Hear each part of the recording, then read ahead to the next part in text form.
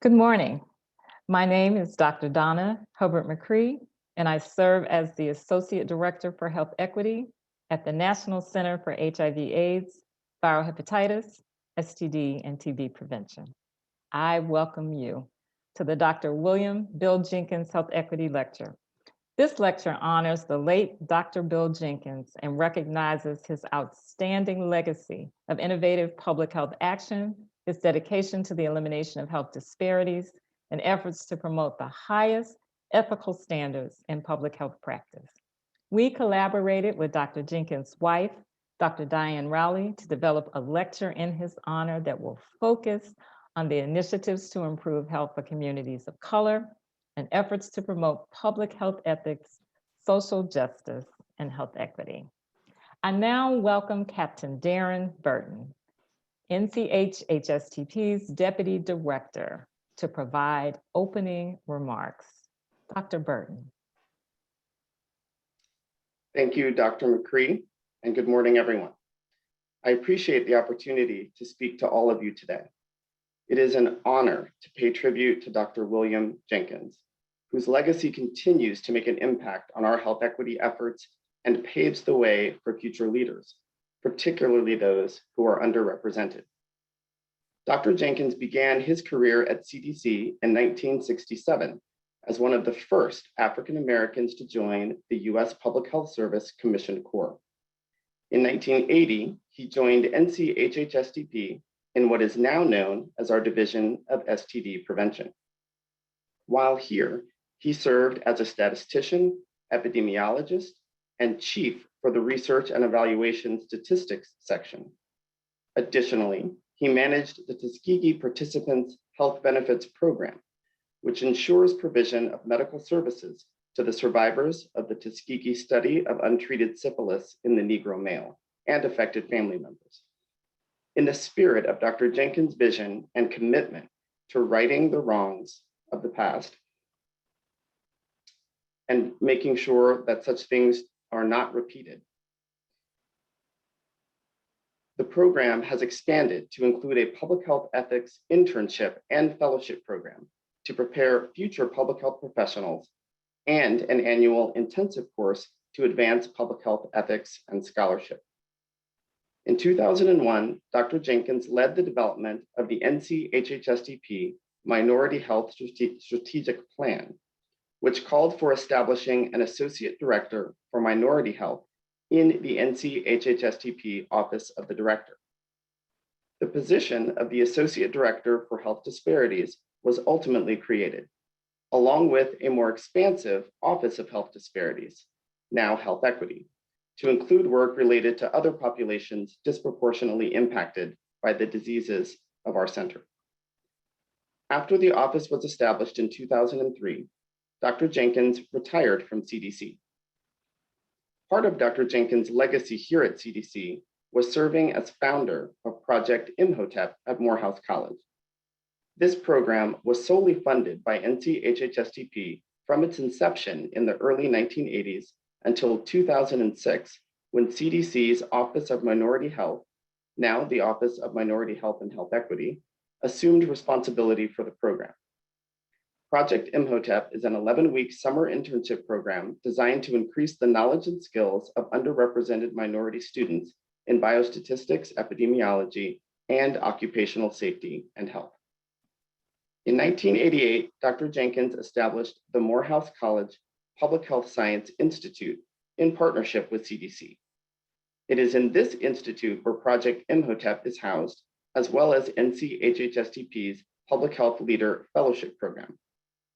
Dr. Jenkins was passionate about mentoring the next generation, and this video from the Public Health Science Institute perfectly captures the essence of Dr. Jenkins and his dedication to diversifying and advancing the future of public health.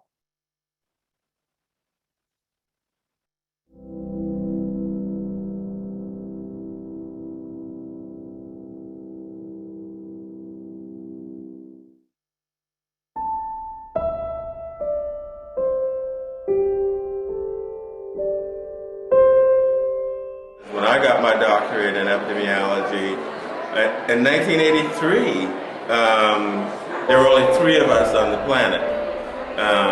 And now that number has grown exponentially. And a lot of it has to do with 2 things which fascinate me. One is the graduates of this program, and the other is the children of the graduates of this program. First, do no harm. That is the first, the law. One should not carry out medical care research in a way in which harm is done. Things that start with a good purpose could end up being a very bad thing. Telefera Clark, who was the director of the venereal disease branch at the time, said, well, if these men are not being treated, let's follow them for a year and see what health impact it has so we could justify rebuilding the treatment program. They decided to follow the men without treating them for syphilis for that first year. After penicillin was established as the treatment for syphilis, the men were denied penicillin so that they could be followed to death.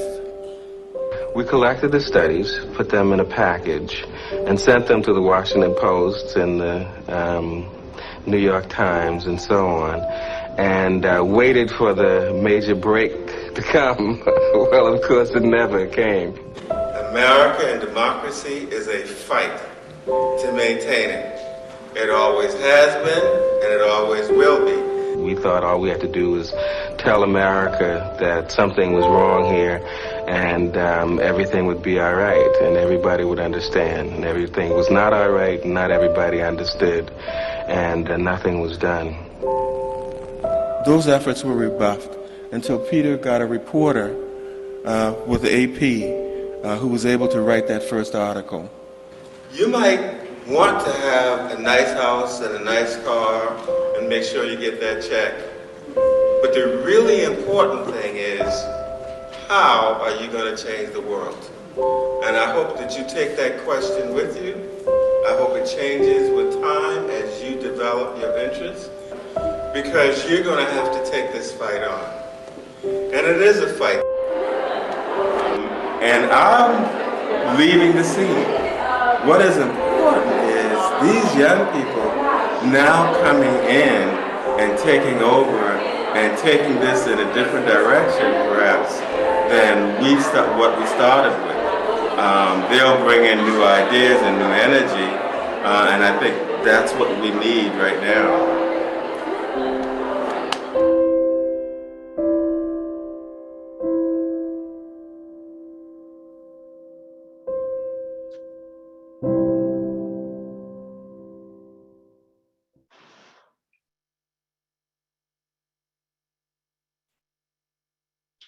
Dr. Jenkins' leadership and service extended far beyond CDC. It is a privilege to honor him today. I will now turn it over to Dr. Diane Rowley. Dr. Rowley is board certified in pediatrics and preventive medicine, an emeritus professor of the practice of public health, and a senior researcher at the University of North Carolina Gillings School of Global Public Health. She is also the wife of the late Dr. Bill Jenkins. You may learn more about her by viewing her complete biographical information at the link pasted in the chat box. And now, Dr. Rowley. Good morning, and thank you for having me. My family is deeply grateful for this tribute that acknowledges Bill Jenkins' work. Today, Bill is known nationwide as that young federal worker who tried to end the Tuskegee study of untreated syphilis in the Negro male in the late 1960s. In each of the past 3 months, I have given webinars entitled, "What Would Bill Jenkins Say About the Tuskegee Syphilis Study and the COVID Vaccine?" But this lecture, sponsored by the place where Bill spent so much of his career, is very special to my family because it recognizes the love affair Bill had with public health science. As you just heard, After graduating from Morehouse College in 1967 with a degree in mathematics, Bill was recruited into the U.S. Public Health Service Commission Corps as a biostatistician trainee. And a year into his career, he worked with a group of employees on ending the Tuskegee study of syphilis in the Negro male. And 30 years after that, he was honored to serve the participants and their families when he became director of CDC's Tuskegee Health Benefits Program. He arranged for the presidential apology and created a documentary that captured participants and their family members' experiences. Bill lectured throughout the country, always saying that he didn't consider the study participants to be victims, even though they were victimized. He wanted people to think of them as heroes, men of grace who stood up to their adversity and whose sacrifice sparked an ethics revolution in the conduct of medical research in the United States. In the 1990s, Bill was working as a biostatistician in the Division of STDs when the first cases of AIDS were reported. During the early years of the AIDS-HIV epidemic, he was concerned with the lack of attention to the rapidly rising deaths in the Black community and developed a statistical model that predicted a substantial increase in new cases. He took action, insisting in 1986 that CDC commit to funding Black and other communities of color to develop their own HIV prevention messages and interventions. In the chapter of the first edition of Health Issues in the Black Community, he wrote, "Public health officials are often baffled by continuing resistance to messages of prevention and do not appreciate the differences in perspective.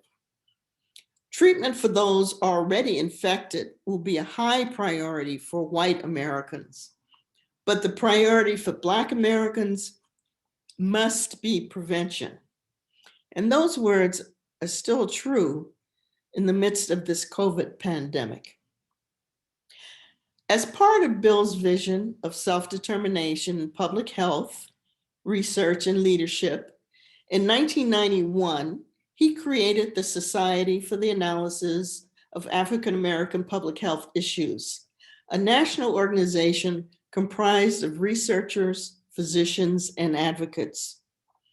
During that same time, with the support of his CDC mentor, Gladys Reynolds, he led the first American College of Epidemiology meeting on race and racism, which was held at CDC. People were shocked at the use of the word racism. But 30 years later, we've completed the circle. And I thank Dr. Walensky for declaring racism a serious public health threat. The other early occurrence that shaped so much of his work was the first time he attended the annual conference of the American Statistical Association in 1970. Bill sat in on a session on minority health. All the presenters were white, and so was the audience, except for himself and one other young Black biostatistician in the Commission Corps that he met at the session. They became brothers from different mothers. The two of them discussed the need for self-determination, that Black people should always be at the table when conducting studies of their health.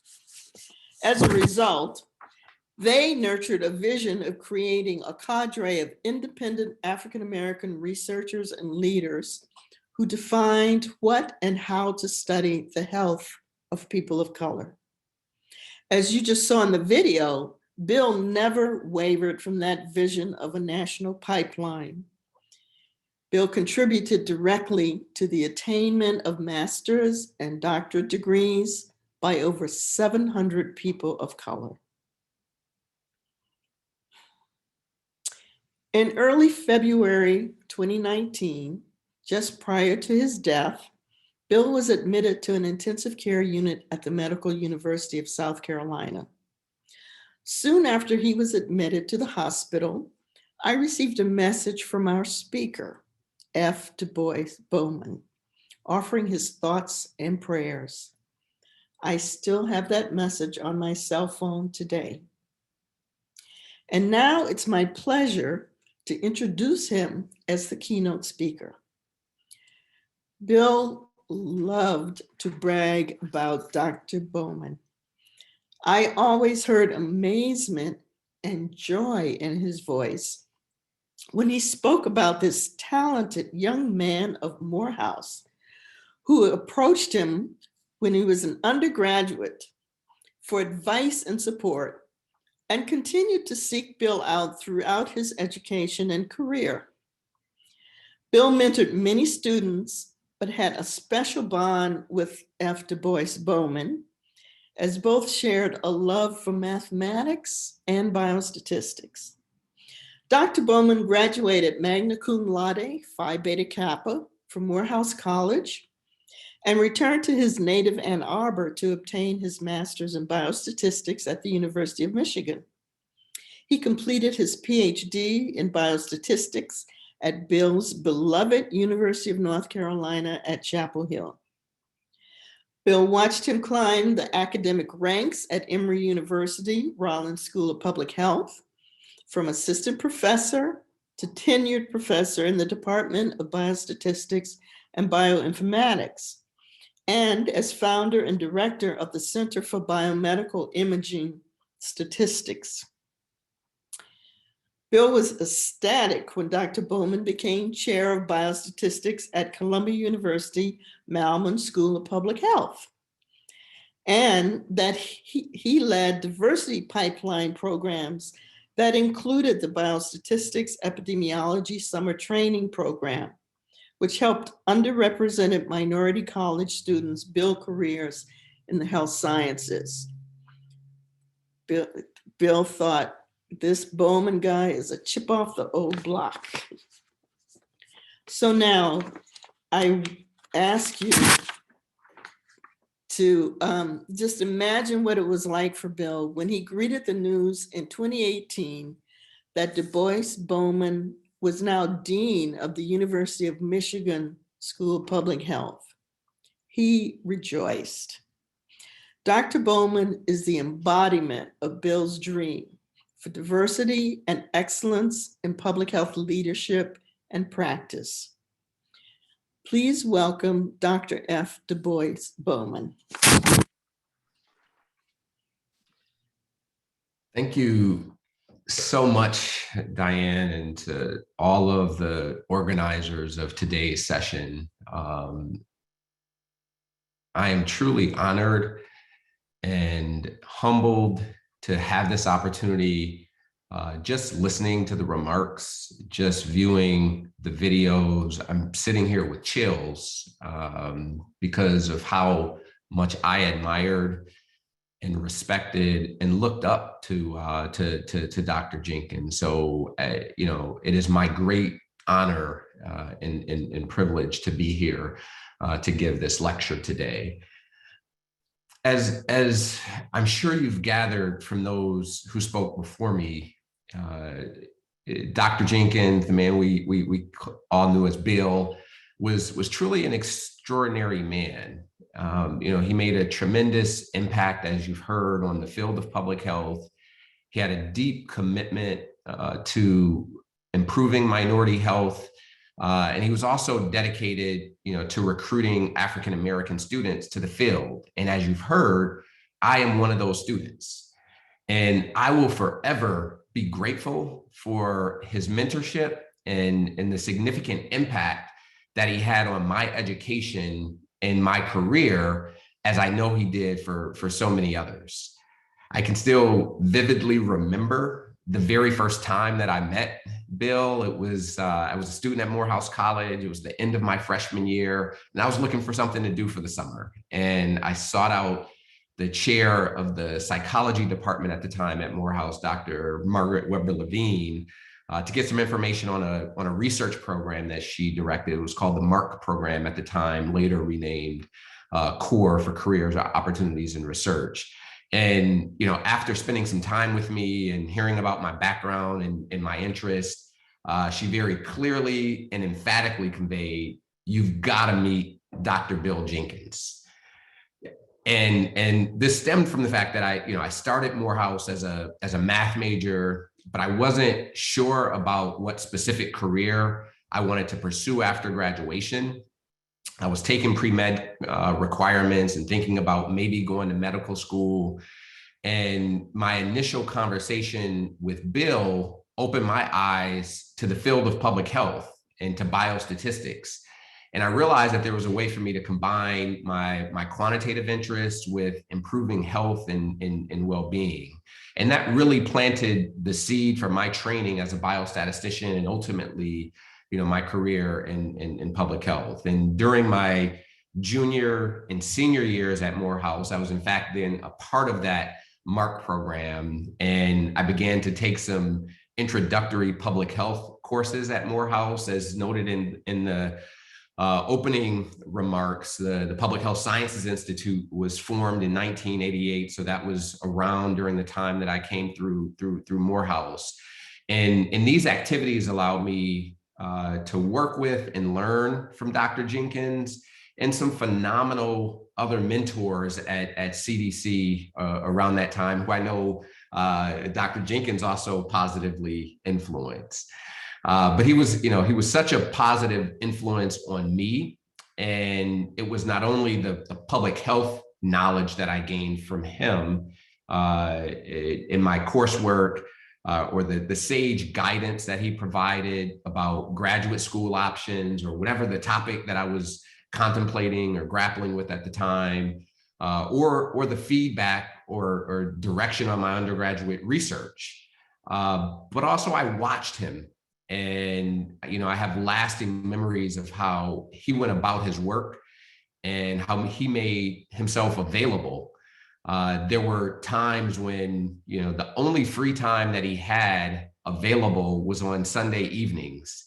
And, so that's when we would meet, and he would invite me over to his home, and I was struck by how incredibly busy he was and trying to fit in some family time among the immense work responsibilities. But he would never, that he never let that impact his openness to invest in me. And again, I know many others. And, so his dedication to mentorship and giving back inspired me. And it's something that I've tried to make time and space for during every stage of my career, in part as a continuation or a reflection of Bill's commitment.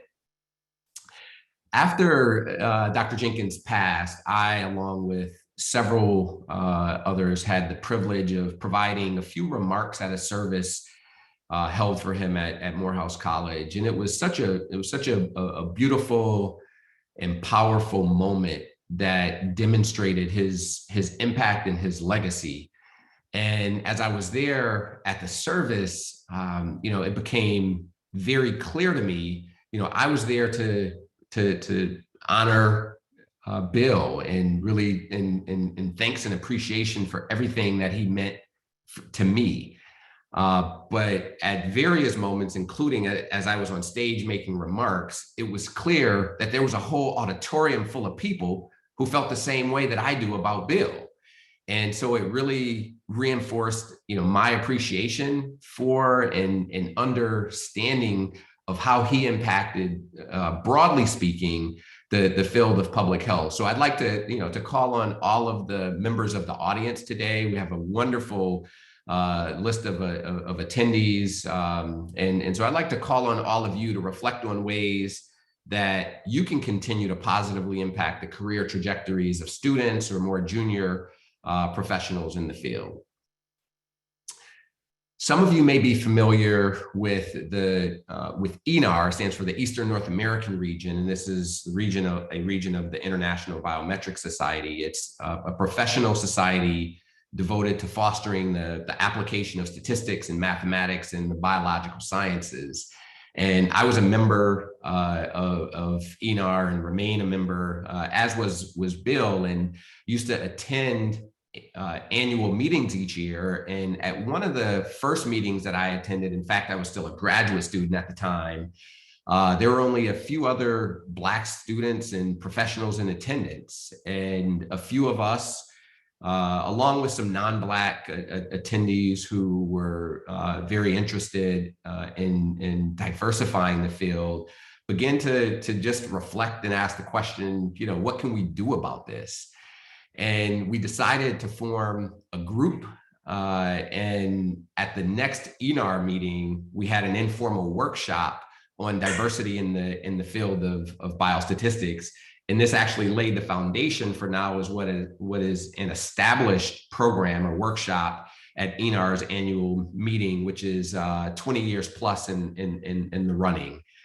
And now when I attend, I am delighted to see that the room is full.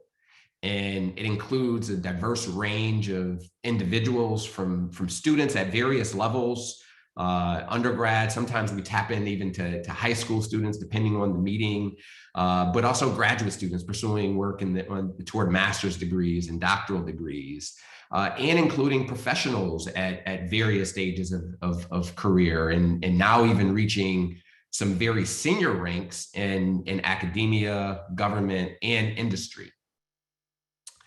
At one of the first workshops that we organized, Bill was asked to be the keynote speaker. It was an obvious choice, as we looked around and thought about others in the field. And so he gave a talk and he presented on health disparities.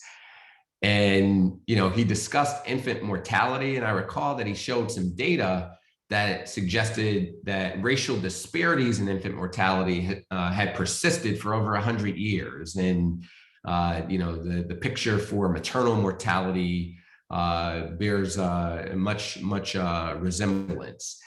And this was startling because one would think that, progress in modern medicine would lower infant mortality rates for everyone in ways that would drastically reduce, if not altogether even eliminate, racial disparities.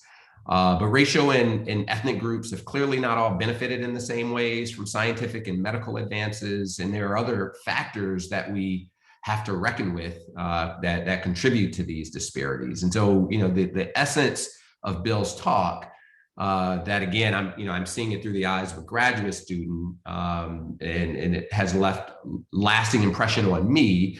But the essence of his talk pointed to something that in public health we call social determinants of health. And, the referring to just the conditions and environments that we all live and learn and work and eat and spend time, and which have a significant impact on health outcomes of individuals and communities. These determinants impact who has access to healthcare, as well as secure housing, safe neighborhoods, nutritious food, clean water. They also impact our environmental conditions, including pollution and the quality of our air, as well as educational opportunities that we might have access to, and therefore our jobs and financial well-being, impacting things like social mobility and other factors that can contribute to health. And they influence the levels of stress that individuals may suffer. And this may be, related to income, related to personal safety, but also importantly, related to the racism that individuals may experience on a daily basis. The social determinants of health, of course, are not new. As Bill demonstrated, they've been contributing to racial disparities in infant mortality for over 100 years, right? So the picture that Bill presented during that talk really reflected the beginning of when reliable data were collected on infant mortality. But throughout the last year and a half, I believe that we're witnessing a newfound understanding of and appreciation of social determinants of health and systemic health inequities that now actually transcend just public health, that these things are being more widely appreciated by the public. So now I'd like to ask to kick off the first slide in the or the next slide in the talk. Thank you. So today I'd like to share some examples that provide snapshots of how racial inequities have played out across the COVID-19 pandemic, and a couple of other examples, as well as some thoughts on how we move forward. The pandemic has indeed shed light on disparities and inequities that have been, a constant presence in our country, but this is a unique moment in time where I believe public health can play a leading role to address them. Next slide. Throughout the pandemic, we've seen a great deal of information about how the virus is impacting communities of color more severely than white communities. Communities of color have seen higher rates of hospitalization, infection, and mortality. Just as one specific example, here in the state of Michigan, at some point early on in the pandemic, although African Americans represent roughly 14% of the population, at the time, African Americans accounted for 33% of the cases and 41% of the deaths. And we saw similar statistics across the country and in other communities of color. The figure at the bottom shows results from a survey of COVID survivors conducted by the University of Michigan School of Public Health, researchers in the Michigan Department of Health and Human Services from June to September of 2020. And note that more Black than white respondents reported severe or very severe symptoms, 73 compared to 61%, or required an overnight stay of 45%. Compared to 28%. And as we think about these, there's no biological reason why this should happen, right? It comes down to racial inequities, which contribute to health disparities. Next slide. Marginalized groups also encounter, difficulties fully accessing benefits of the healthcare system, which contributes to higher incidence of obesity, diabetes, hypertension, and other conditions that make people more vulnerable to severe illness from the coronavirus. Environment also plays a role, in Detroit area, thinking again locally in Michigan, residents certainly have higher exposure to environmental pollutants. This is mirrored in many urban environments across the country. Additionally, Black Americans are more likely to hold jobs that are considered to be essential functions, such as healthcare workers, delivery drivers, and positions in food production and distribution, any number of job functions that are required or considered frontline. And one study from a Michigan public health researcher last fall actually found that the bulk of the disparity in mortality between Black and white individuals early on was driven by dramatically higher rates of COVID-19 infection across all groups. So, this was important at the time because there was a lot of discussion on pre-existing conditions and things like that, which surely played some role. But it suggested that racial disparities in COVID-19 mortality are driven primarily by variation in household, community, and workplace exposures. In that, things like workplace safety policies to minimize exposure would be key to helping reduce health inequity.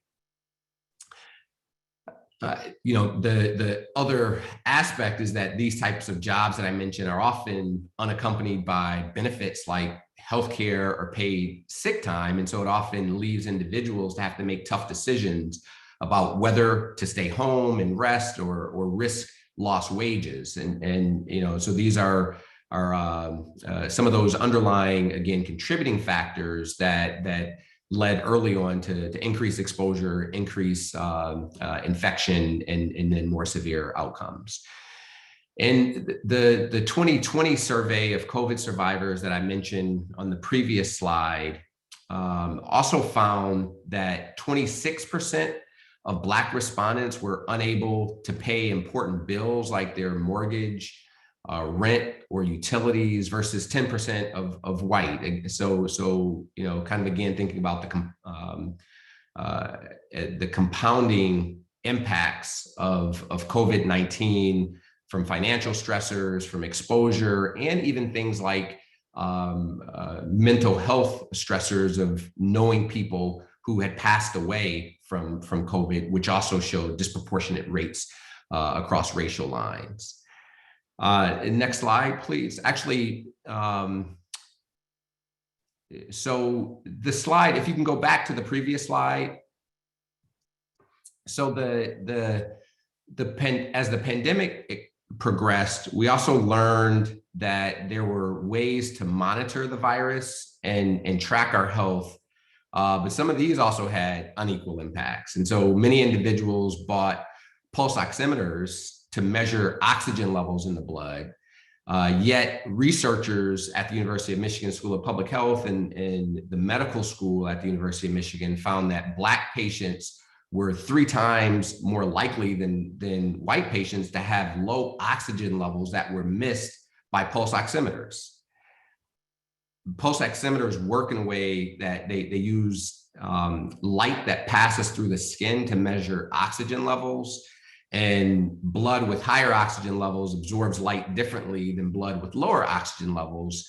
But anything that slows passage of light, like skin tone, can impact the readings. And so when the pulse oximeter was first developed in the 1970s, designers didn't use a diverse group of test subjects. Studies and publications later on in the 80s and 90s revealed that pulse oximeters might be inaccurate based on skin tone, but decades later, you know, we still find ourselves, learning these tough lessons because the findings have not been widely publicized or investigated. And so we're seeing how they're leading to additional negative outcomes. Next slide. And the next. Okay, so a little bit out of order. So if you'll go back to the previous slide. Perfect, thank you very much. So, we've seen racial disparities play a role in the COVID vaccine. Many of you have likely seen articles talking about differences, or different communities' responses to the vaccine. Researchers from the University of Michigan conducted a survey over the summer of 2020, where they found that 33% of Black respondents either disagreed or strongly disagreed that an eventual COVID-19 vaccine would be safe and effective. That was compared to 14% of white respondents and 11% of Latinx respondents.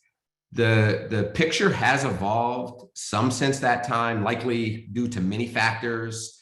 But one part of the story, contributing to the differences in attitudes towards vaccination stems from the history in this country of health institutions mistreating communities of color.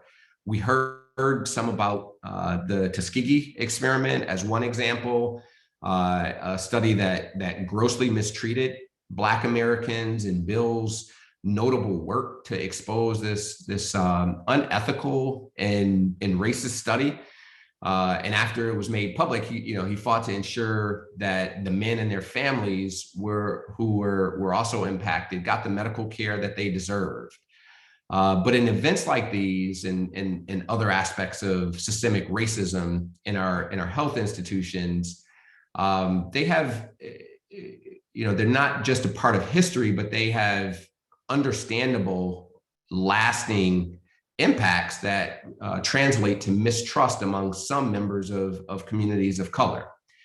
And additionally, it's important to acknowledge, in addition to hesitancy from historical mistrust issues, that there are other issues like access to vaccine for communities of color that we saw play out. And if you hold one of those jobs that are considered to be an essential function, can you take time off to get to the vaccine? If you live in an underserved area, do you have a facility nearby that's distributing? Early on, things were sort of very complex in terms of even finding out information for how to access? Do you have reliable transportation? So, a number of contributing factors that collectively have led to inequities in vaccine distribution. Next slide. So while any of you who work in public health, are likely aware of some of the COVID disparities that I just laid out, for many people in the general population, COVID has unmasked these longstanding disparities and really provided a better look at the field of public health in general. And in many ways, 2020 was the year of public health, and many of the challenges that make that so, continue into 2021. And as we move forward, public health professionals, scholars, and researchers need to continue playing a leading role to help solve our toughest public health challenges. During the remaining part of my lecture, I just want to point to a few, I'll call them take-home messages as we look toward the future. And I'm going to explore specifically 4 takeaways from the pandemic that I hope will guide all of us, public health professionals and members of society at large. So first, we have to continue to understand that health goes beyond the doctor's office. There's been work done to demonstrate this. In fact, a work that breaks down health of communities and factors that contribute to health of communities. And as I recall, something like 20% of health is attributable to clinical care. That leaves a large portion beyond clinical care that we have to think about if we're serious about improving health in communities. Second, there are many challenges in society that are public health problems, but they haven't been historically recognized as such. And so we need to allow those in our field to contribute in direct ways and often even lead on these issues. Thirdly, we must actively work to understand the experiences of the communities that we're trying to serve and work really hard to build and maintain trust. And finally, we must be committed to fostering diversity in the field of public health. So I'd like to now spend some time quickly going through each of these in turn. So next slide, please. And next slide. Perfect. So understanding, that health goes beyond the doctor's office, this is something that we in public health know very well, but as I just mentioned, the pandemic really opened a lot of people's eyes to this. For many, when they think of health, they think of going to the doctor, but it's so much more. I think there's been a shift throughout the last year and a half, the shift in people's understanding of what we in public health do and what it takes to keep people, and I mean all people, healthy. For some, hearing stories about COVID's unequal impact may have been one of the first times that they actually really thought about social determinants of health or health inequities. It may have caused some people to stop and think about why individuals were getting sick, things like where people work, what transportation they take to their jobs, and where they live, as things that are contributing to causing the spread of the virus. And to address health inequities, we need to have this broader understanding throughout society about the disparities and how they impact health and well-being, because we in public health will obviously need cooperation and partnership to implement more holistic solutions. As examples, we need cooperation and understanding from policymakers, from the federal to the local levels. We need schools to understand how the social determinants of health impact students' well-being and perhaps even their ability to learn. We need employers to think about and recognize how things affect employees' satisfaction, wellness, maybe even performance on the job. I recall back in March of 2020, at the outset, in a conversation with the CEO of a major company here in Michigan, immediately began to think about his company, which is a global company, but has things ranging from, manufacturing level jobs on a floor of a assembly line, if you will, all the way to administrative jobs. And he began immediately to think about the sort of inequities that may play out if he didn't take some sort of preventive measures to avoid those. And so we'll need employers to be engaged in these discussions as well.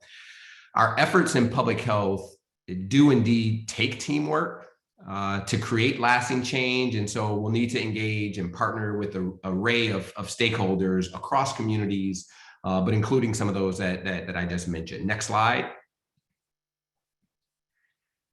Now that people are beginning to have this newfound understanding of what public health is and what factors impact someone's health, society is starting to recognize issues that are indeed public health challenges, but which have not all been historically described as such. And this includes issues such as firearm safety, police violence, and climate change, just as a few examples. And we need public health professionals, researchers, and scholars to play leading roles in these issues if we're gonna make serious progress solving them. And this is especially important because there are significant disparities in who's impacted by these issues. And so I want to highlight this with some data and first look at them from a firearm safety standpoint, which is something that we've done extensive work in public health. So next slide. So as you see on the slide, some of these statistics are staggering. Firearms cause about 100 deaths per day across the United States. And in Michigan, over the past decade, guns have killed more people than opioids. And despite having just 3.5% of the world's children in this country accounts for 90% of total childhood firearm deaths across the globe. It's just staggering. And, I'll also add, youth firearm injury does not impact all groups equally. There are clear racial and ethnic disparities in how these things impact the health and well-being of people in this country. Next slide. Firearm injuries have been the leading cause of death for African-American youth for well over a decade. And no progress has really been made in addressing this disparity. Black youth are 14 times more likely than white youth to die by homicide, 14 times. And while homicide is higher among Black Americans, suicide disproportionately affects white and Native American youth. Yet suicide rates among African Americans have increased substantially in recent years, thereby narrowing the gap some, but through the wrong course, right? We want to narrow the gap by bringing down rates rather than sort of increase deleterious effects in some other groups. Next slide. Relatedly, police violence is a clear public health crisis with disproportionate impacts. Black people were 28% of those killed by police in 2020, despite being 13% of the population. And Black people are 3 times more likely to be killed by police than white people. And Black people are 1.3 times more likely to be unarmed than white people when killed. The impacts of police violence extend well beyond injuries and death. Inappropriate stops by law enforcement have serious implications for public health, and even in the absence of physical violence, several studies have shown that stops perceived as unfair, discriminatory, or intrusive are associated with adverse mental health outcomes, including symptoms of anxiety, depression, and post-traumatic stress disorder. As one example, during my time in New York City, while I was at Columbia University, it was just in the years after the aggressive stop and frisk policies that were often carried out on people as young as middle school aged. And, there were clear examples of lasting trauma really from these frequent and often very jarring encounters with law enforcement. Next slide. As a final example, I want to highlight climate change. Extreme heat events are, they've of course received recent attention, but they're expected to become, longer, more severe, more frequent in many parts of the United States due to climate change. But the impacts will disproportionately fall on vulnerable populations, including older adults, younger children, low-income communities, communities of color, and individuals with existing health problems. And while my remarks I'm making targeting domestic impacts, there's a clear global impact of this as well that will similarly affect vulnerable communities. Compared to more affluent communities, low-income urban communities often lack adequate water and sewer infrastructure, as well as trees and vegetation that can have a cooling or a buffering effect. Lower income residents may also lack air conditioning in their homes. And so through one example, in Detroit, the average summer temperature is expected to rise by 7 to 13 degrees by the end of the century. And some scientists claim that Detroit may have the second highest increase in deaths related to extreme heat events in the US. And similar stories are likely to play out across, again, urban environments in the country. And this could lead to over 4,000 additional deaths by 2050 and over 17,000 by 2100. So these data collectively, clearly demonstrate that youth firearm injury, police violence, and climate change are public health crises. And all of them involve deep racial health disparities that must be addressed. And simply, describing each as a Second Amendment issue or a law enforcement issue or an environmental issue doesn't capture the full extent or essence of these challenges. Next slide. The next takeaway I want to highlight is the importance of understanding the experiences of communities that we're working with. Conversations around vaccine hesitancy in the Black community and other communities of color have really highlighted this hesitancy issue. It's understandable. Again, as we pointed to Tuskegee study as just one example, but one of many that have embedded mistrust from structural racism in health institutions. As public health leaders, we can and must be a part of helping to address this mistrust. Next slide. Many of us in public health are familiar with modes of community engagement.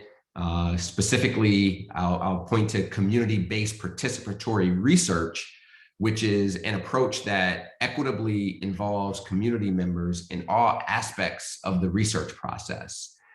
It's an important principle for all of us to keep in mind as we work to address mistrust.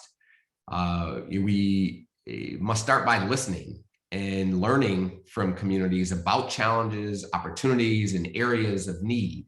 We don't help communities by diagnosing a problem from the outside without the input of communities that we're attempting to positively intervene on in ways that we, again, as outsiders, think is best. And this is a fundamental aspect of community engagement and community-based participatory research.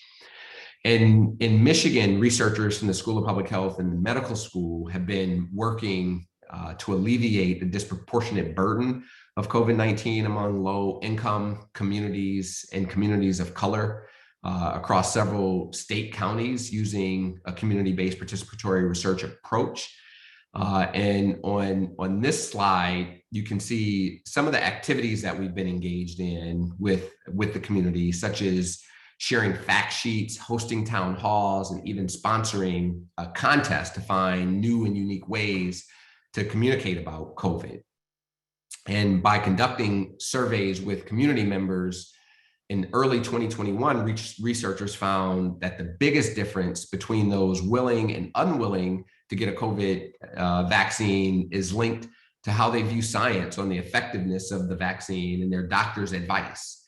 And so clearly more work remains to expand access to the vaccine and to counteract misinformation and fear. But by working directly with communities, we become more efficient and effective at understanding how their experiences drive their behaviors and how we can support, again, their overall well-being. Next slide. Finally, my last takeaway is the importance of fostering diversity in the field of public health. From my own introduction, earlier remarks that I made, as well as Diane and others, I'm sure you can tell, that this is an area that it was tremendously important to Bill, and I share this. And I think the pandemic has added more emphasis to just how important this is. Diversity is not just about charity. It's really about public health. And if we're serious about our pursuits in public health and in our commitment to combat health inequities, it's absolutely necessary that we train a workforce that reflects the diversity. And without it, we'll simply fall short. Diversity efforts in public health tie directly to our ability to make an impact. And so, if we're truly understand the communities that we serve, even relating to the remarks of the importance of community engagement, we need to be able to make sure that the people working in public health reflect those communities. Public health needs to work for everyone. It's one of the issues that we've seen play out as we think about our healthcare system, that our healthcare system works remarkably well for a select few, but there are many who, again, don't receive the full benefits of that healthcare system. And so for public health, we need to make sure that we're moving forward in a way that sort of sits at the core of public health and ensuring health and well-being for everyone in populations across the country, in fact, across the world.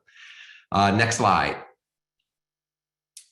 One of Bill's many qualities that stands out to me, a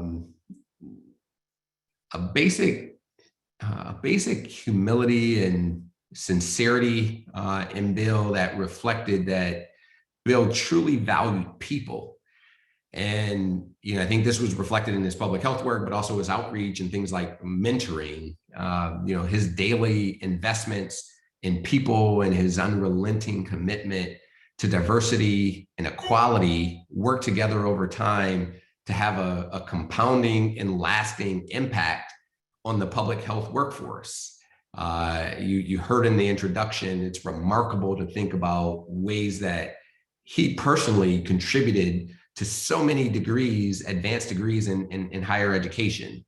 And, the beauty is that my pathway from that one conversation with Bill when I was an undergraduate student, all the way to my tenure as a dean of Michigan Public Health is just one pathway. It's just a single branch on that tree that was described.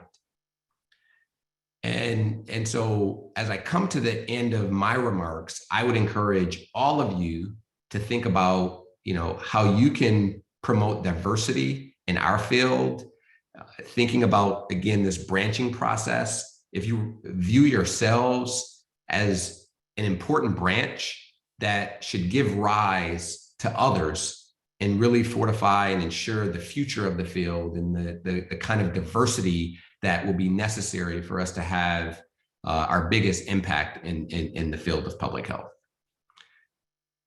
Next slide. So with that, I want to conclude my remarks, and I want to say thank you again for inviting me to really be a part of a special day, honoring and recognizing a special person in the field of public health in this inaugural Dr. William Jenkins Health Equity Lecture. Oftentimes, as you're living through history, you don't fully appreciate history. But it's certainly, I've done a lot of reflection over the last couple of years, and I can clearly see the impact of Dr. Jenkins and his lasting and important legacy. And so I hope you learned a little bit more about his life during this session, and I hope you feel inspired along with me to continue to do our very best to carry on his work to promote public health ethics, social justice, and equity. Thank you. Oh, thank you. Thank you, Dr. Bowman, for that remarkable lecture and for those takeaways that you left us with at the end. Truly, those are nuggets of wisdom. And before we begin this Q&A session, I'd just like to let our audience know, our Zoom audience know, if you'd like to ask a question of Dr. Bowman, and we do encourage you to do that, you may do so in the Q&A feature. So please do feel free to do that. And there were so many things to take away from what you said.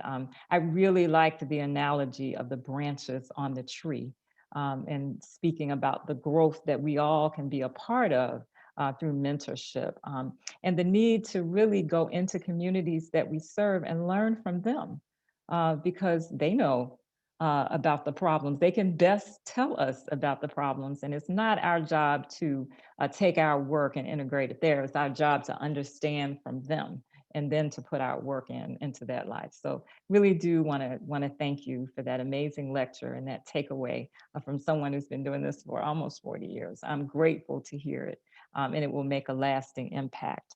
So yes, and so as we go into our Q&A session, let me ask this. You may have already talked about it, but what was the biggest influence that Dr. Jenkins had on your career? Yeah, so I'll measure biggest in a specific way, and I'll try to explain. If I think just initially, in part, maybe the biggest is like the direction of my career path. I could have just as easily ended up going into completely different line of work. So in some ways, the biggest you could think about in that regard. But what I'm going to do is actually talk about his value for people and his mentoring, and the care that he took to take time out and really immerse himself in whatever my issues were, whatever I was bringing. We didn't discuss his work when we met. We discussed my issues, right? And I know how busy he was, how much responsibility he was carrying. And so those things really have left a lasting impact. I remember, the very first meeting that I mentioned with him. We met up the street for those of you who know the Atlanta University Center, we met just up the street at Taco Bell and sat down and had lunch together. And so, here he was, a person with immense responsibility, but taking time out to meet with the college freshmen who hadn't even figured out what he wanted to do with life, right? And really just having that kind of open conversation. So that's what I would ultimately point to, I think, as the lasting lesson for me in ways that I try to emulate, as I work with others. Great. All right, so I'm going to take questions from the audience now. It says, and this fits right with what you just mentioned. What qualities do you seek out in a mentor? How can students make the most of their relationship with their mentors? Great question. One of the things that I'll say I would encourage listeners, people who are at appropriate educational stage, career stage, to think about a team of mentors, because mentors can serve different purposes. Right. I still benefit from mentoring to this day, and people who are generous with their time to be able to provide me with things. But thinking about sort of your pathway, your trajectory, you have to take ownership of that. Yeah. And really try to map that out and discuss it with people who have traveled the path before you. Seek their guidance, seek their wisdom. Their wisdom can help you refine your pathway so that you actually don't encounter maybe the same roadblock blocks that others before you have encountered. And so it's I would say the qualities are people who are willing to be frank with you, open with you, honest with you. This can come through support, kind of a proverbial arm around the shoulder. It can also come from being critical and, and telling you when you need to do things differently, and being open and honest and having that relationship to be able to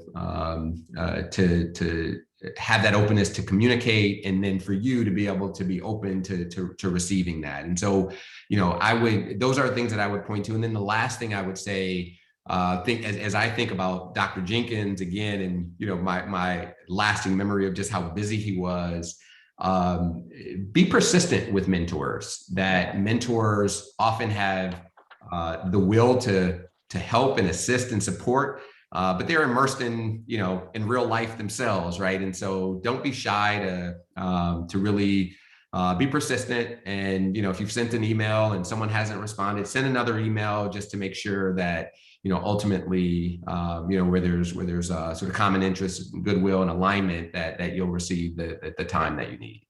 Great. And we have a number of questions. I know we won't get to those before our panel discussion, but we'll certainly send those out to you and ask for a response, and we'll follow up with our audience. I do think we do have time for one more question from our audience, and I'll ask this question. It says, how might we also promote intellectual or academic disciplinary diversity and inclusion to benefit public health? And there's a statement after this. As a religious scholar, sometimes something I appreciated about Dr. Jenkins was his expression of public health equity and excellence as a matter of his Quaker faith. Yeah, it's a terrific question. I think it's critical. One of the things that I'm sure many in the audience who work in the field of public health appreciate, I view the point that I'll make in an academic setting. Public health shows up everywhere. And I work at a large public institution with 19 schools and colleges, and there are notable university priorities or initiatives, things ranging from poverty solutions to precision health and others, issues on the environment. And public health is really embedded everywhere. And one of the things that I commented on is the need and importance to have public health leadership. But with that, I'll also say that, public health is not going to entirely solve all of these complex issues on its own. And so thinking about academic and intellectual diversity, we need to continue to reach out. We need to continue to collaborate. We need to continue to try to bring new perspectives, because that's, I think, at the intersection, that's where innovation occurs, and that's where we might be able to achieve some of the most significant advances. So I think it's along the lines of how we already do, but to continue to be intentional about that kind of outreach and partnership. Great. Well, thank you again. And thank you all of our audience who asked some great questions. There are still those there. And we promise we'll follow up with Dr. Bowman to get some responses back to you. We do want to make sure that we have time for our panel discussion. And now, Dr. Bowman, we have a very special presentation for you. So I'm going to ask that you open the box now. So for our listeners, I received a mystery package this morning and was able to get through the first layer, but we'll open it now. I've been very, very curious about what it is. And if you can see it, perfect, Yes. perfect. So yes, This is lovely. And I really, really, really appreciate it. Again, not just the opportunity to be here and to talk, but it means so much to me because Bill meant so much to me. yes. And so it's again just a privilege to be here and an honor. Well, great. Let us tell our audience a little bit about it. It's a token of our appreciation for your contribution to this memorable lecture. We wanted to present you with this clock in recognition of the outstanding excellence and service to public health and health equity that you've given and for embodying and continuing the work of Dr. Bill Jenkins. And the clock reads June 2nd, 2020, because we had to postpone this lecture due to the pandemic. And we believe the inscription, though, is timeless. Dr. Jenkins is a man worth remembering whose work is continuing. So we do hope that this will be a daily reminder to never forget to make time for health equity. And we hope that people who visit your office and ask you about it will be reminded by you about the legacy of Dr. Bill Jenkins, and they'll be able to continue the work that's necessary. And if I could read what's on the clock again, the date, June 2nd, 2020, which will also serve as a long-term reminder of the impact of the pandemic. But a man worth remembering and work worth continuing. So again, we thank you for this outstanding lecture and for those nuggets of wisdom that we'll all grow from as we tend our trees and grow our branches in mentoring. Thank you. Absolutely. Thank Thank you. you. Thank you. All right, we hope you'll continue to begin our panel discussion, which is coming up. I have the honor to introduce this esteemed panel. I could spend 15 minutes really introducing our panelists, and there are a multitude of accomplishments, but in the interest of time, I'll just briefly introduce our esteemed panelists. My colleagues have pasted a link to their complete biographies in the chat box. So please feel free to visit and click on the link, and you can view the current and complete biographies for all of our speakers today. So our first panelist is Dr. Georges Benjamin, the Executive Director of the American Public Health Association. It's a position he's held since 2002. Our second panelist is Dr. Leandris Liebert, the Associate Director for the Office of Minority Health and Health Equity at CDC, and she served in this role since 2011. Most recently, she also serves as the Chief Health Equity Officer of the CDC COVID-19 response. And finally, our third panelist is our speaker for today, Dr. Benjamin. Dr. Bowman. So to each of our panel members, let me thank you again for being here. And I'd like to open the discussion by inviting each of you to first offer any reflections on Dr. Bowman's lecture and to briefly describe your leadership philosophy. So in that, sort of reflect on some of the most trying times you've had as a public health leader and what challenges you experienced as you tell us a little bit about those reflections on his lecture. And when you reflect on Dr. Jenkins' dedication to mentorship and public health and social justice, on all of the things in his work as a public health leader, how does that change during trying times, if all? So we'll start with Dr. Benjamin. Hello, everyone. Dr. Bowman, good to see you again. I think Dr. Bowman's focus on the social determinant certainly reflects my first public health experience. I, in 1990, find myself unexpectedly the health commissioner in District of Columbia. And one of the challenges that I had was a call I got from the mayor who told me that we had a cancer cluster. That was 2 or 3 cases among sanitary workers in our sanitary worker division. What we discovered is that these individuals were not only fueling their vehicles with gasoline, but they were using gasoline for all kinds of other things, to clean the equipment, to clean the trucks, to clean their hands. It's a great solvent. It's also carcinogenic. Yeah. And of course, we had to go in and we had to build trust because we were also a state agency with those workers. We had to find someone to help actually do a cancer cluster evaluation for us. As you can know, small area cancer cluster outbreaks are really tough. And of course, we knew that when we did that evaluation, we would find not only some problems with the our primary thing was around cancer, but we knew we'd find all kinds of other things. So we actually didn't find any other cancers, but we did find diabetes, hypertension was untreated. Obviously, people who were overweight and needed to get in better physical shape. We saw lots of dermatitis. Some of it was contact dermatitis from the solvents they were using. And this was a group of people who had health insurance and yet didn't have the linkages to the healthcare system that we would have hoped we all had. And so it was quite an event. And, but I think that for me, the biggest issue was my realization of the lack of fundamental trust these individuals, or mistrust these individuals had with the healthcare system.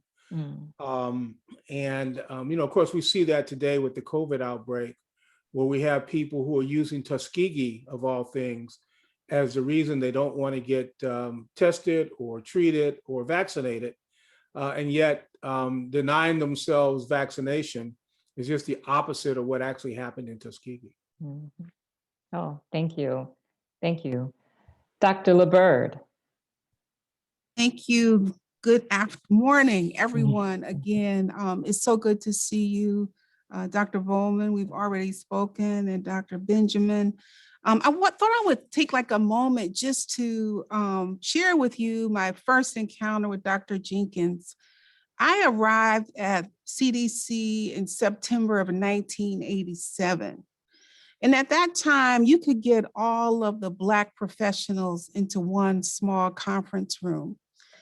And I had a coworker, Dr. Martha Hargraves, who I think I had been here maybe all of 2 or 3 weeks. And she said, I'm going to pick you up tonight. I'm going to take you to a meeting. And we went to someone's home.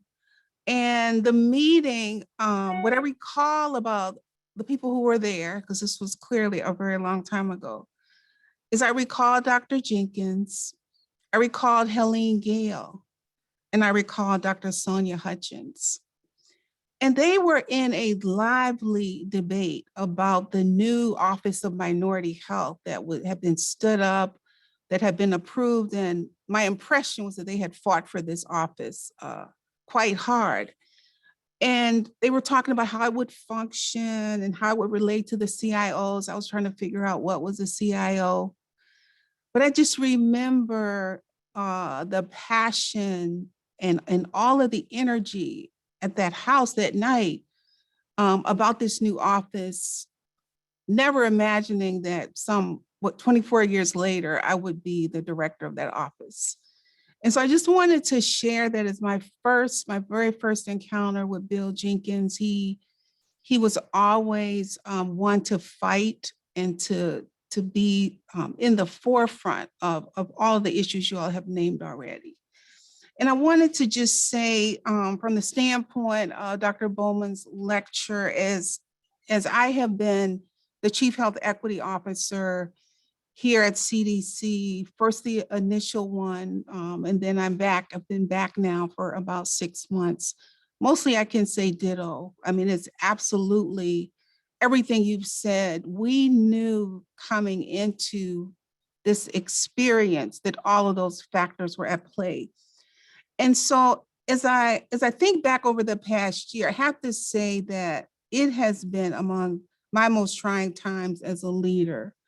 Early on in the pandemic, we were observing the severe impact of COVID-19 in communities of color across regions and social circumstances. There was this groundswell of outreach, if you will, coming from the Congress, coming from national organizations, to CDC about data and what were we doing to address, the COVID disparities that we were seeing. And this was before I actually came into the response. And I do want to say that the impact of COVID was being experienced both personally among my staff, as well as professionally as we were mobilizing and moving into the COVID-19 response. I also don't need to remind anyone that there were protests going on around the country around police violence, as Dr. Bowman mentioned, and likely every health and social inequity that we've been grappling with over the decades was laid bare, as we say, for all to see. So within the Office of Minority Health and Health Equity, my staff, just like the rest of communities of color around the country, we had questions, there was a lot of grief, and we had our own moments of just feeling overwhelmed. But we tried hard not to feel defeated. We also, over the last year, lost one of our colleagues to a long battle with breast cancer. So those other health disparities that have plagued our community had not gone away. So working together with my senior leaders, we just tried to create a space within the office where people could raise their questions and their challenges and call out our inadequacies or the inadequacies of our agency. And just in general, we tried to be sensitive to our humanity, to our own experiences of social injustices. And this is an ongoing process. So what I've learned, very consistent with what Dr. Bowman has shared, is just to know when to pause from the busyness of our work, because none of that slowed down. In fact, it intensified. And then when to prioritize both acknowledging and kind of giving space to people to feel, to vent, to cry. We had tears. And to just plain be angry. We had a lot of that too. So in leadership, I tried to redirect some of the passions of the people were experiencing toward our mission and toward our work, kind of more or less successfully. That it's tough. And as an organization of mostly people of color, just to reiterate what Dr. Benjamin said, there's a lot of trust building that we have to do, and in general, kind of recalibrating both what we focus on and how we do our work. And so as we move toward recovery from COVID-19, we have now some new opportunities, a lot of challenges still, but as a leader, I think I'm charged with inspiring new levels of effort and instilling an unshakable belief that what we do matters. And so I would just add that to what Dr. Bowman has shared, with what Dr. Benjamin has shared in terms of what it means to be a leader and what we have to do in these very trying times. And we're going to be successful in some, and then we're going to continue to have to work hard in others. Thank you, Dr. LeBert. Thank you for that. And we have several questions from the audience for our panel. So I'm going to try to get through as many as I can. This is a very interesting one, and I'm going to ask Dr. Bowman, and then we'll ask our other panelists to go with that. What do you think? It says, it was mentioned that Dr. Jenkins utilized the press to expose the harms of the infamous syphilis study. So what do you think is the role of the press and the media in today's efforts to advance health equity, especially as it pertains to misinformation via social media and disinformation from continued bias, such as enduring racism? So, Great question, timely question. I think things have shifted so much. I'll try to be somewhat brief because I'd be interested in what other panelists have to say as well. But I think it's critical that we think about the press and other modes of dissemination in terms of as being integrally connected to our public health work. And this can be for a number of purposes. At the University of Michigan School of Public Health, we were very intentional over the last year plus about our public engagement, just even to provide rigorous and useful information when there's so much information out there that often one doesn't know where to look. And so trying to be a source of reliable information, certainly APHA, certainly CDC, that it's a part of their core missions to be able to do that. But even as an academic institution, that's something that we were intentional about, and it allowed us to work actually very closely with government officials at the local level, at the state level, in partnership to think through not just about what data we need, what our analysis tells us about what might be forthcoming, but importantly, how to communicate that. And so that's another example. It can be things along the lines of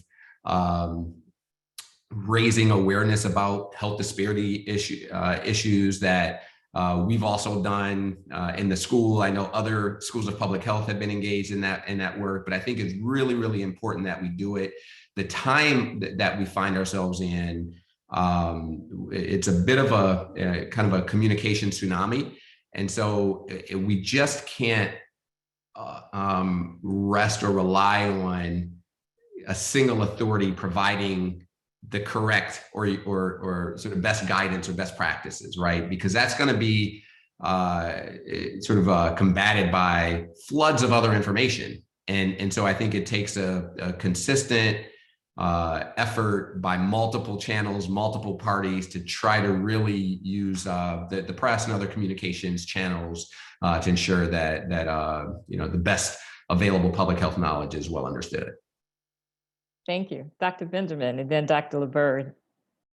Yeah, clearly the media has become the fourth estate, or the fourth branch of our government in many ways. They serve as a check and balance on many things, as a way for us to be more transparent. There are pros and cons in talking with the media. The media doesn't always go where you think it's going to go. And so you have to really, first of all, be right in what you're trying to share.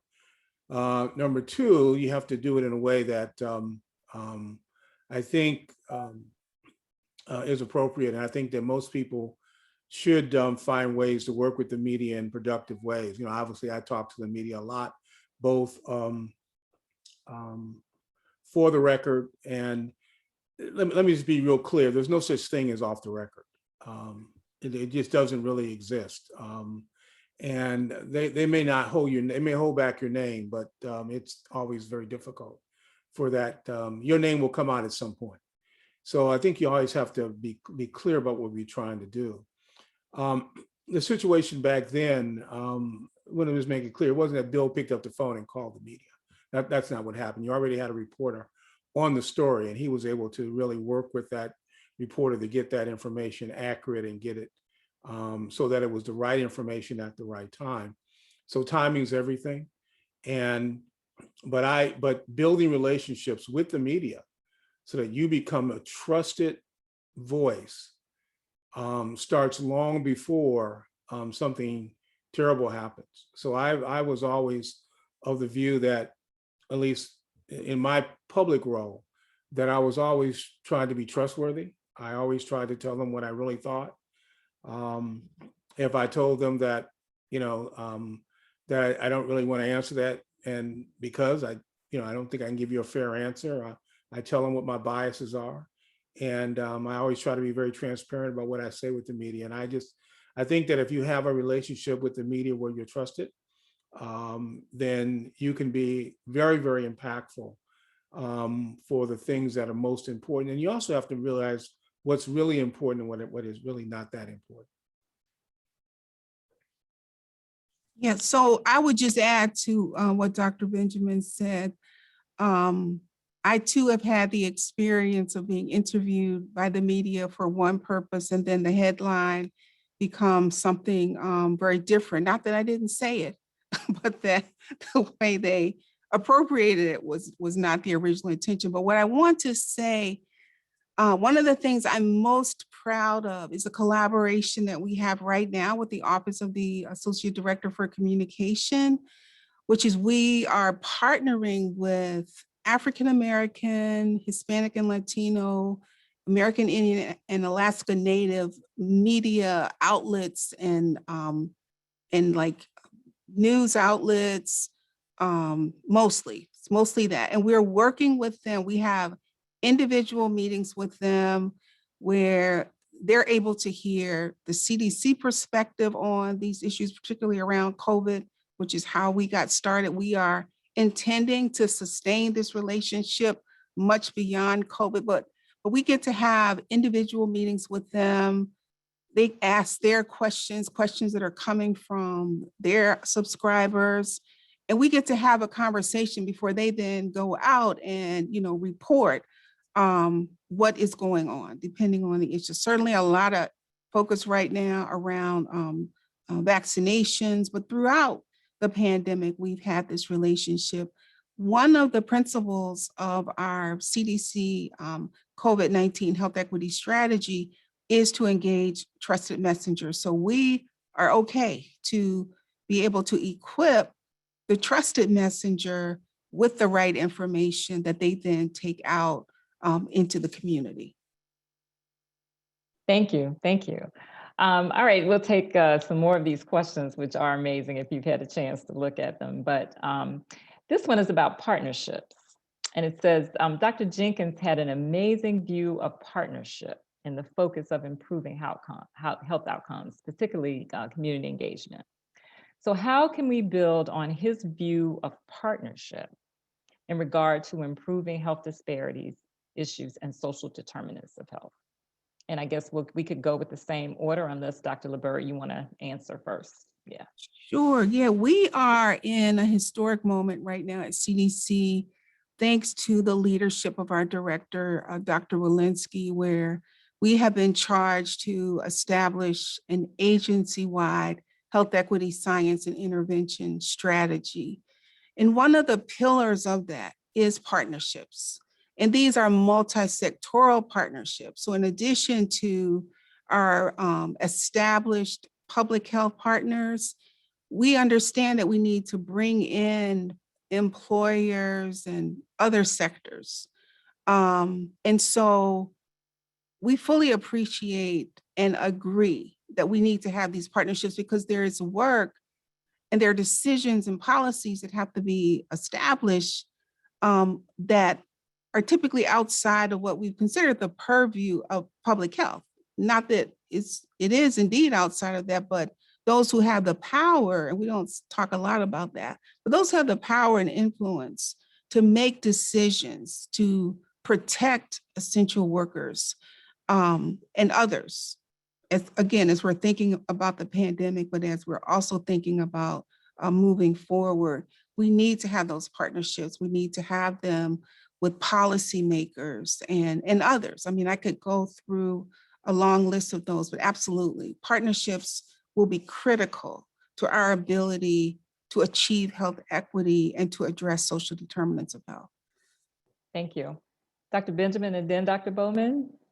Yeah, Bill believed very strongly in partnerships. And I think his brilliance was that he didn't have a category for people to partner with and a category for people not to partner with. He'd partner with anybody. But he recognized that partnerships were not easy. And he was always willing to find ways to partner with people. And he did a lot more listening than he did talking. I think that was another part of his brilliance. Now, the fact that he often brought those partnerships home with him, it's hard to tell someone no in your own home.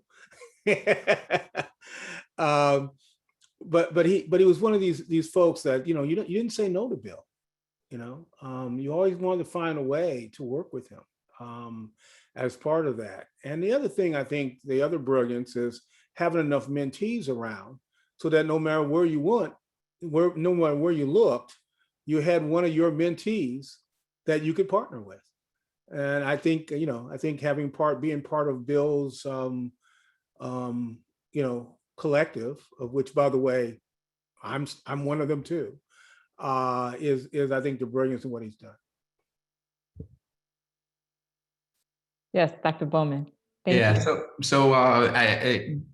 I won't add much more other than just to echo the importance of partnerships. I mentioned some of this in my earlier remarks that we've seen just throughout COVID partnerships develop with Michigan School of Public Health in the private sector, between Michigan Public Health and other academic institutions, Michigan Public Health and state government and local government.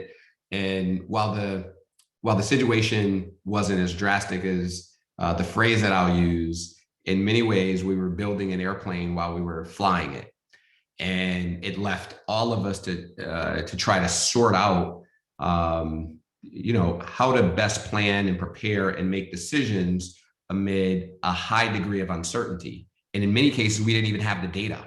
We didn't even have the data systems. And so it required, reaching out, working with healthcare systems, working with the state, working with, academic institutions to try to accelerate the development so that we would have the information that we needed to be able to make decisions, at least under reduced uncertainty. We didn't always eliminate the uncertainty, but at least we might be able to bound the parameters of the problem a bit to make it easier for us to think about. And so those are just some examples, but then pointing to the importance of community partnerships as well. And for those, you had to have a head start, similar to Dr. LeBeur's comments about communications. When it comes to community engagement, it takes a while to develop that trust and in those partnerships. And so we're fortunate to have some of that in place at Michigan Public Health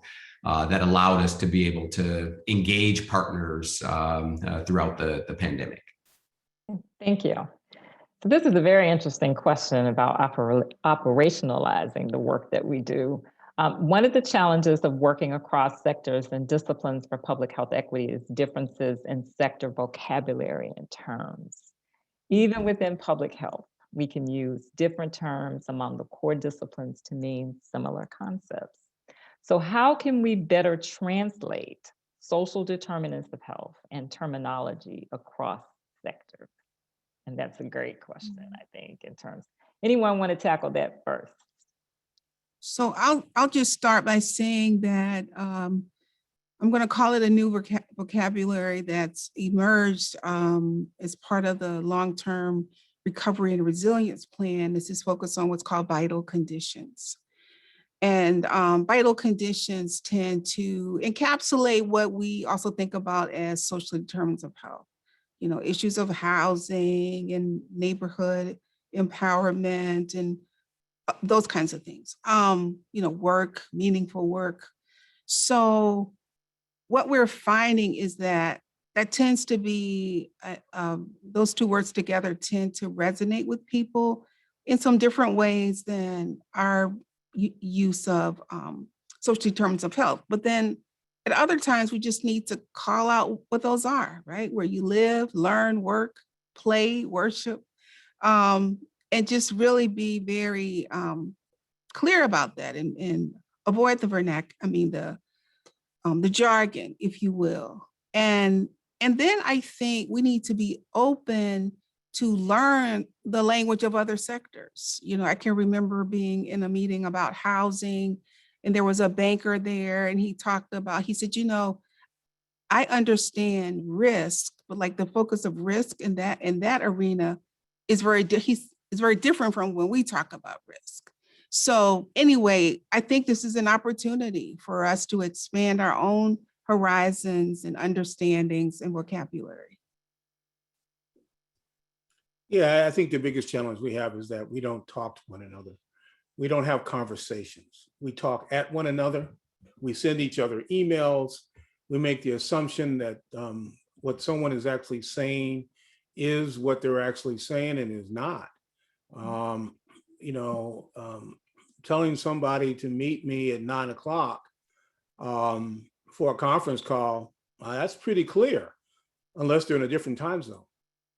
And I think all of us have probably had that experience over the last year. You have to sit down and you have to have real conversations with people.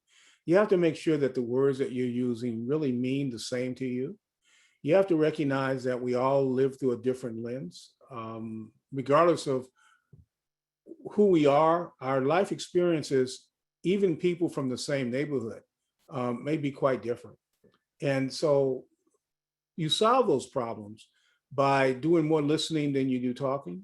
You solve those problems by engaging with people in a meaningful conversation, so that you know what they mean. And then when you find that you've crossed your meanings, then having a mechanism to resolve those differences, because sometimes those differences can cause real problems in a relationship, upstream.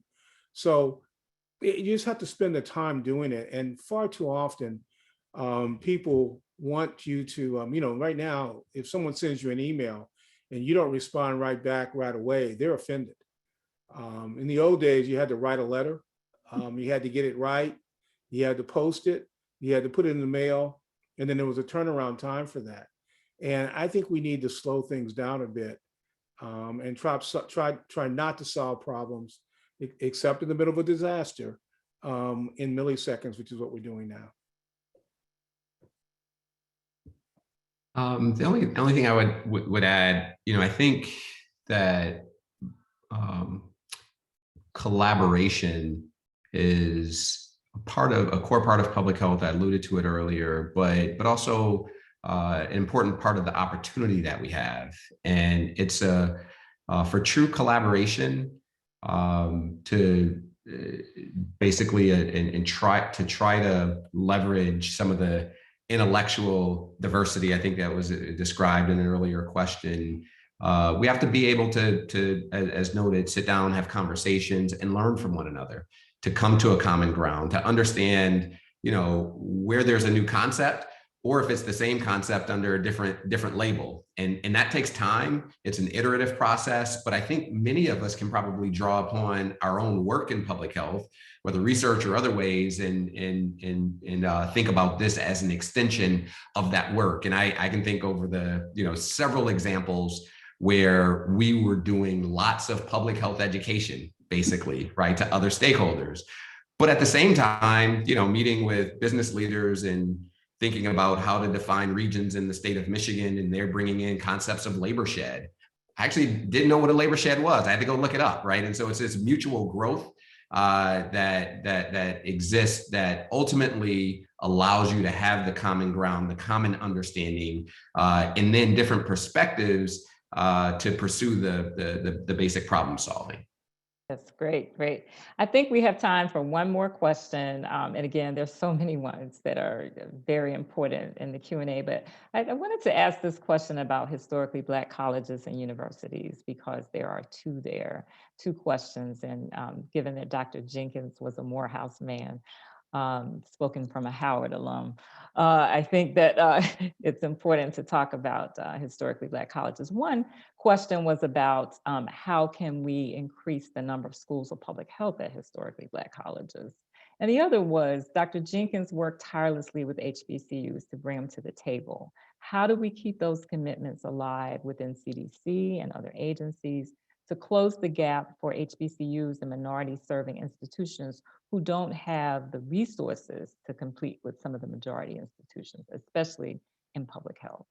So would just love to hear your answers to those. And I'll leave it open to how you decide to respond. Let me start. Yeah. For me, it's about money. And let me tell you why.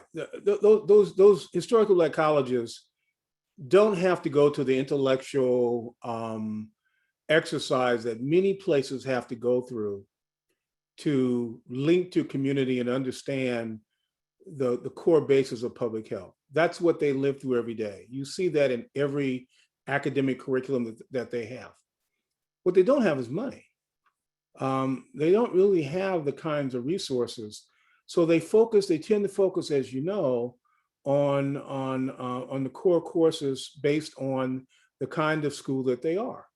And they strengthen those courses first. And then they're able to reach out to other places.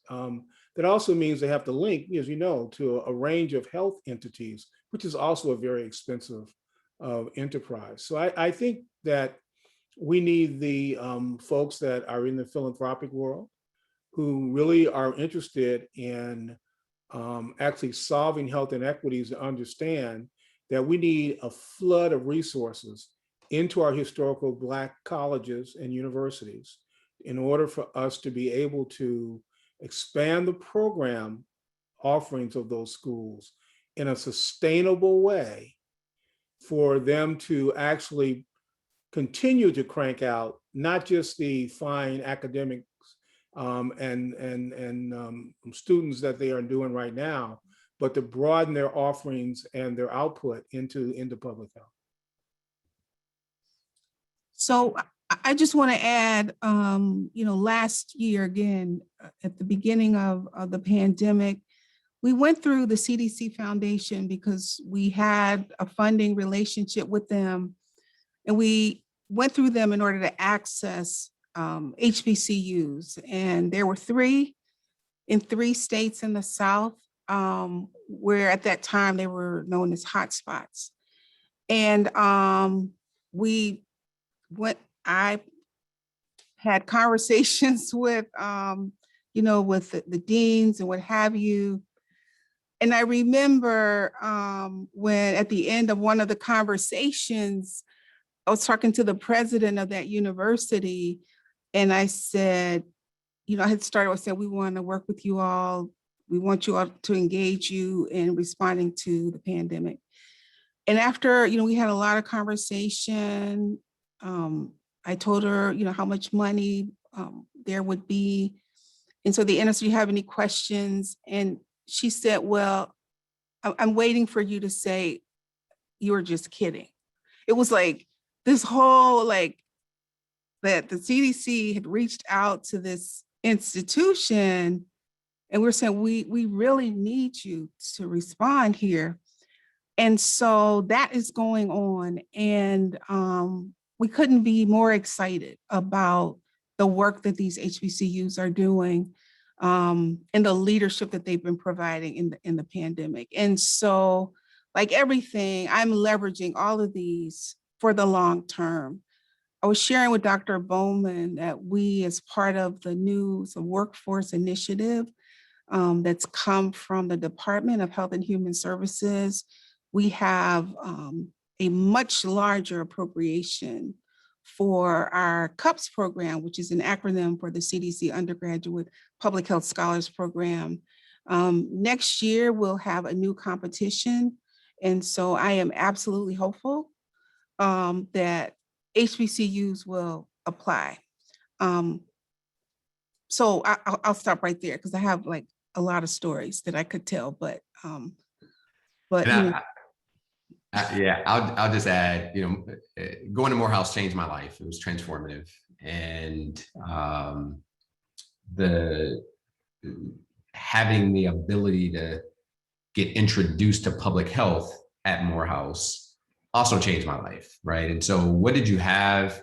You had a group of public health employees at CDC who had a passion for diversifying the field and just went about figuring out how to do it. And that's Dr. Jenkins and many others. And so, to me, what I think about is how that has now translated decades later to completely shifting the workforce. We're not there yet, clearly, but it has made such a big imprint on shifting the workforce in ways that I think will be critical. So we need money, as mentioned, and we need people in places who will be able to make money happen. We need partnerships. In fact, 2 years in the making, and you can relay that directly to Dr. Jenkins' passing and me personally reflecting on how to continue his legacy. The University of Michigan is establishing some partnerships with Atlanta University schools. And I think it'll play an important role in continuing to try to diversify the workforce, which is the last point. Is I think if we are successful in diversifying the workforce, we will have a greater number of people. Dr. LeBird, there's only one of her. Dr. Benjamin, there's only one of him. People can't be every place at all times. But as we increase the workforce, we'll have many people filling many important needs. And that includes things like figuring out how to increase academic offerings at some of our HBCUs. And the last comment I'll make is, I think it's a great time for it. Dr. Benjamin mentioned how HBCUs have had to sort of pare down curriculum and things like that for financial considerations. The flip side of that is public health is hot, and HBCUs, it is in the interest of HBCUs to be able to offer things that attract students. And so as there's broader awareness and students are interested in pursuing public health, it's a way to possibly also boost enrollment for those institutions that are able to develop curriculum. Excellent, excellent. I think that really tied up everything as you were talking, because you talked about partnerships in that response. You talked about the need for resources in that response. You talked about ongoing conversations and what's going on and funding for that. And then you sort of, as Dr. Bowman, you mentioned in your lecture, still the importance of nurturing the tree when you come to mentorship and the branches that we grow, so that we have the resources and the people we need to move us into the next lane. So what an amazing, rich discussion this has been. I really wish we had more time to get to all of the many questions, because we did receive several, but it just tells us that the conversation must be ongoing. The work must continue. And the rich participation that we've had, 400 people, speaks to the importance of continuing and thinking about the leaders we are, as well as our future public health leaders. And on that note, I really would like to first thank you all again, our esteemed panel, Dr. Bowman, again, for your lecture, Dr. Benjamin, for joining us and for participating in the panel discussion, and of course, Dr. LeBird, for all of the rich nuggets of information that were provided. And I'd like to close us out by inviting Dr. Hazel Dean to provide us with some closing remarks.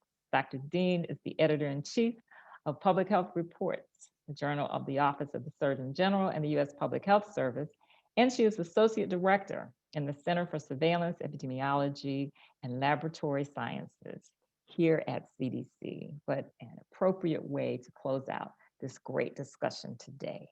Dr. Dean.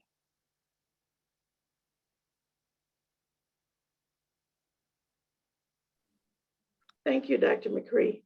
A huge thank you to the leaders of the National Center for HIV/AIDS, Viral Hepatitis, STD, and TB Prevention, and Dr. Diane Rowley for bringing us together to honor Dr. Bill Jenkins. I would like to recognize all CDC interns and fellows who have joined us today to be a part of this occasion, especially the 2021 Project MHOTAP fellows. Our undergraduate fellows embody the principles of Dr. Jenkins's work and life. If Dr. Jenkins were here with us today, he would have had a special session with our fellows, as he normally did each summer. He would have ended the session by asking the fellows the following question: how are you going to change the world? And I would just like to expand that to all of the 400 people who joined us today. How are you going to change the world? Thanks to Dr. Bowman for his thoughtful lecture. Dr. Bowman offered many leadership lessons for these trying times. Dr. Bowman highlighted disparities in rates of COVID infection, hospitalization, mortality, and vaccination in Michigan. He also discussed racial and ethnic differences and challenges, paying important household bills such as mortgage or rent, putting food on the table, and paying medical bills during the COVID pandemic.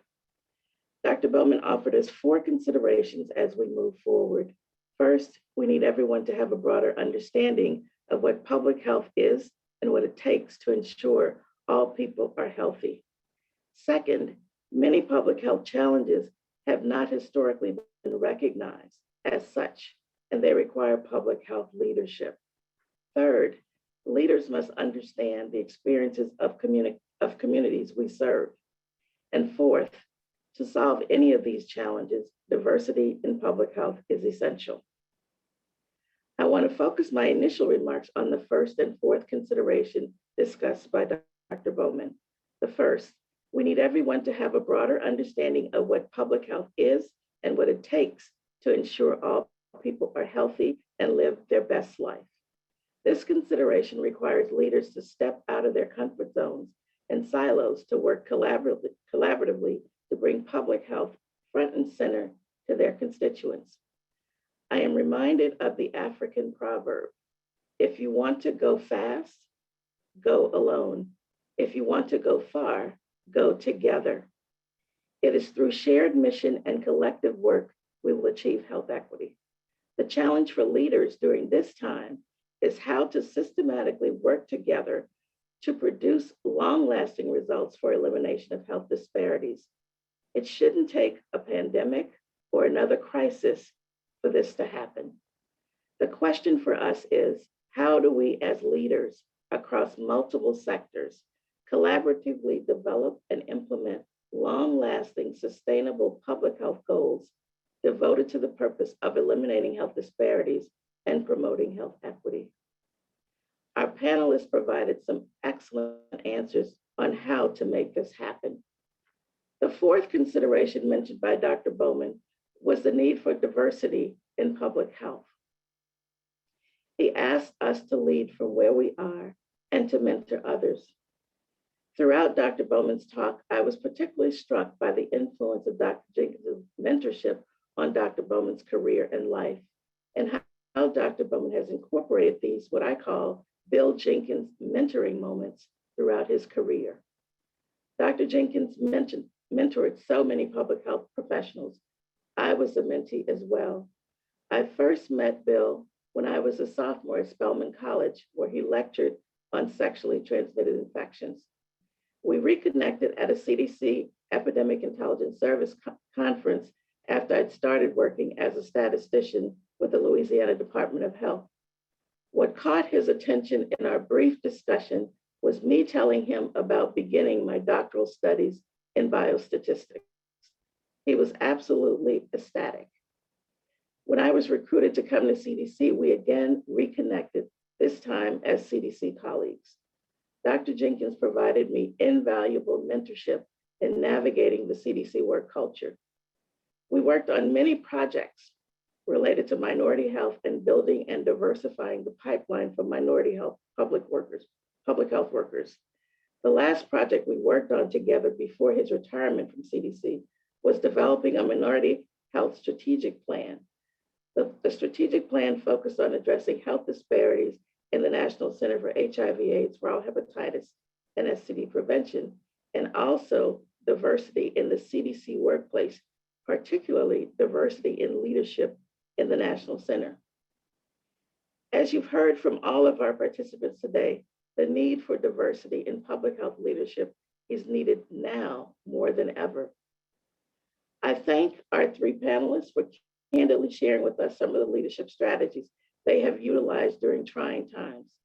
They also discussed how they have infused mentorship, public health ethics, social justice, and health equity into their work as public health leaders. Each of our leaders provided examples of how they have become stronger leaders during difficult times, and in particular, during the COVID pandemic. The common leadership themes for all three leaders were the ability to be resilient and taking action as soon as possible with a sense of urgency. I hope that each of you leave this session with a leadership lesson that you will be able to use in your leadership during routine and trying times. In closing, thank you to all of our attendees for making time in your day to learn more about Dr. Bill Jenkins and hearing about effective public health leadership in trying times from Dr. Bowman, Dr. Benjamin, and Dr. LaBerge. Thank you for sharing your morning with us. This concludes the inaugural Bill Jenkins Lecture.